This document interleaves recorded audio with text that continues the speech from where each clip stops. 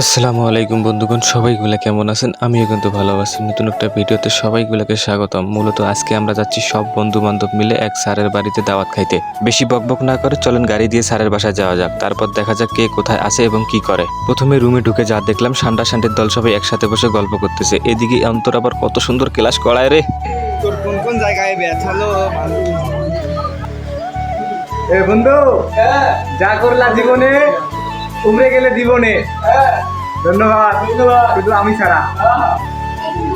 যাই হোক, প্রথমে একটু বসে থাকার পর আমাদেরকে নাস্তা দিল। নাস্তার পর আমাদেরকে নুডলস দিল। সবাই মিলে একসাথে বসে খাচ্ছি এবং গল্প করছি। কেউ কাউকে তুলে খাওয়াচ্ছে, কেউ আবার একাই খাচ্ছে। এইরকম ভাবে সবাই মিলে নাস্তা খাচ্ছি একসাথে বসে। তবে সবচেয়ে বড় আনন্দের বিষয় হচ্ছে প্রিয় স্যারের বাসা, প্রিয় বন্ধু বান্ধবকে নিয়ে অনেকদিন পর দাওয়াত খাইলাম। আপাতত নাস্তাটা শেষ করলাম এবং স্যারের সাথে স্যারের এলাকায় পরিদর্শন করতে গেলাম। স্যারের নাকি অনেক বড় বড় প্রজেক্ট আছে, মাছের প্রজেক্ট আর অন্যান্য প্রজেক্ট আছে, তাই এই প্রজেক্টগুলো দেখার জন্য সবাই মিলে গেলাম। এই গাছপালার নিচে আবার একটা টং আছে, এই টং এর মধ্যে আবার ভাব না নিলে হয়, তাই আমি একটু বসে ভাব নিলাম। রুবেল স্যারের সব প্রজেক্ট দেখার পর আমরা যাচ্ছি স্যারের এলাকার একটা নদী দেখতে। মূলত নদী দেখার পর আমি তো অবাক হয়ে গেছি। এটি নদী না অন্য কিছু? সবাই কমেন্টে জানাবেন এটি নদী না অন্য কিছু।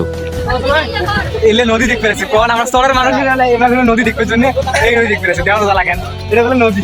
এটা যে আমার আমার ভাষায় ডোবা কয়, ডোবা, বুঝছেন?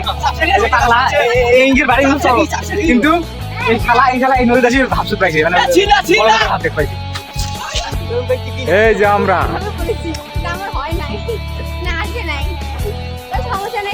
তবে রুবেল স্যারের এলাকাটা অসাধারণ সুন্দর ছিল, তাই হেঁটে হেঁটে ঘুরছি, তাই অনেক খেতে লাগছে, তাই চলে আসলাম রুবেল স্যারের বাসায় রুবেল স্যারের বউয়ের হাতের রান্না খাইতে। তবে ভাবির হাতের রান্না কিন্তু অসাধারণ ছিল, বিশেষ করে মাংসের রান্নাটা আরো সুন্দর ছিল। তবে সকলকে জানিয়ে আজকের ভিডিও শেষ করছি। আসসালামু আলাইকুম।